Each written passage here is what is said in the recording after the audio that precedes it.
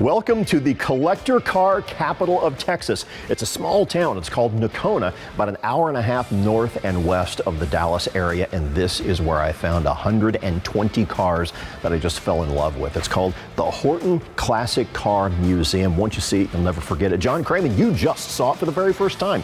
What did you think? Unbelievable, Stephen. The quality of the cars, the variety of the cars, and the presentation, world class. All selling at no reserve at Mecum, Houston. Can't wait to see them. Also, there's a collection of Shelbys that I'm dying to take a look at, but some Chevys coming up first.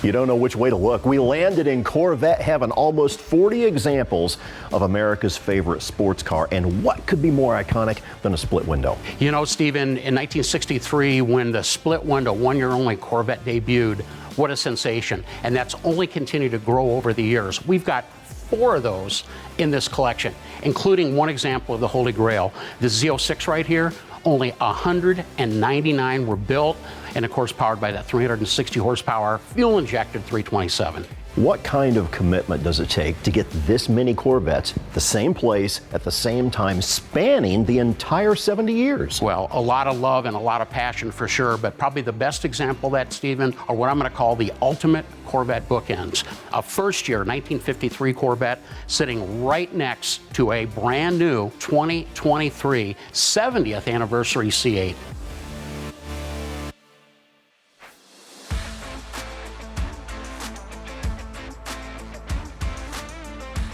We are in a room that is chock full of classic Chevrolets. Got some big ones here in a minute, but first of all, maybe my favorite is a small block, first generation Burgundy Camaro. Well, and not only a small block, how about that legendary 302? It debuted in '67 with the Camaro, ran through '69, which is what this one is. 290 horsepower, all were 4 speeds, but just in case you prefer a big block in your '69 Camaro, we've got 3 of those as well.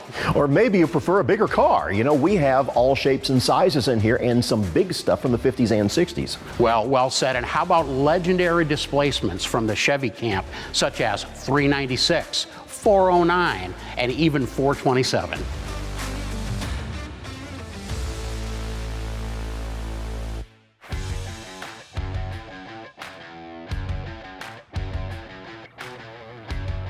Americans came out of World War II with a penchant, this newfound craving for luxury.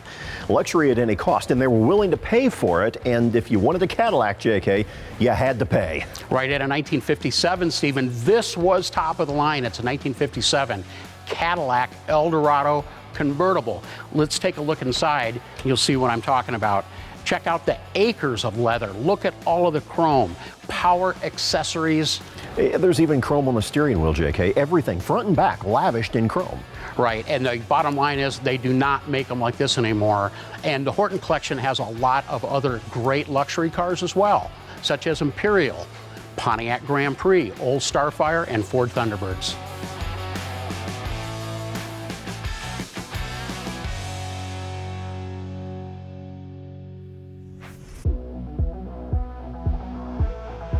We have a wall of Chevelles. Seriously, we got a row of Chevelles, all of them big block, all from 1970, and that really represents the pinnacle of the performance era that had been coming on for, what, 20 years? Right, and keep in mind, not only was the styling great in 1970 on the Chevelle, a lot of people feel it's the best looking of all of them, but we go a step further. GM had finally given Chevy the green light to put a larger than 400 cubic inch engine in their mid-sized cars, and Chevy knocked it out of the ballpark. The LS6, 450 horsepower out of 454 cubic inches.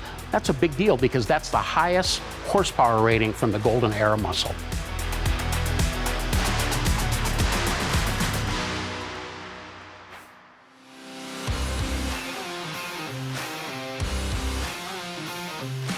A great Mopar collection. You know, we're going to lead off with a couple of CUDAs. What do you like about this one? Well, it's a 1970 Plymouth HEMI CUDA convertible replica. Very well done.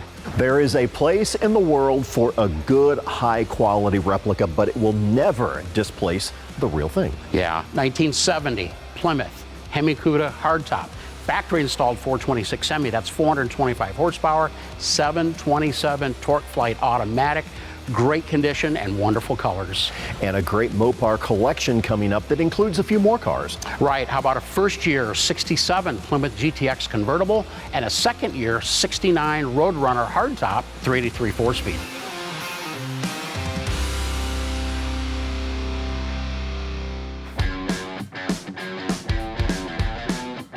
All right, Stephen, it's Mustang time. Man, you are a lifelong Mustang fanatic. What makes the 1969 Boss 429 so special to you? These cars are just incredible, JK. They made them for 2 years. The Boss series went 1969 and 1970. Here's a first-year model, and as you know, JK, they also came out with the Boss 302 small block, but the 429 is the one that everybody wanted. They had such a hard time, though, because the engine's big. They had to shoehorn this thing under the hood. Right, Ford could not do that on the production line. They had to send it out to Carcraft in Michigan, and they did a lot of modifications to the engine compartment and the rest of the car to accommodate a really wide engine and a really narrow engine compartment. The Horton collection also has a beautiful 1969 Mach 1 428 Cobra Jet automatic transmission and a shaker hood, in addition to a great assortment of Mustangs from Shelby.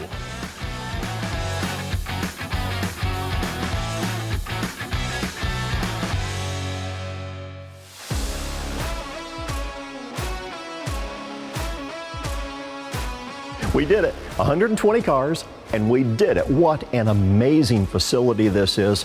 And I'll tell you, Nocona, Texas really is the collector car capital of the state. This has been a great experience. What do you think about the Horton collection, John? Wow, what a great trip back in time.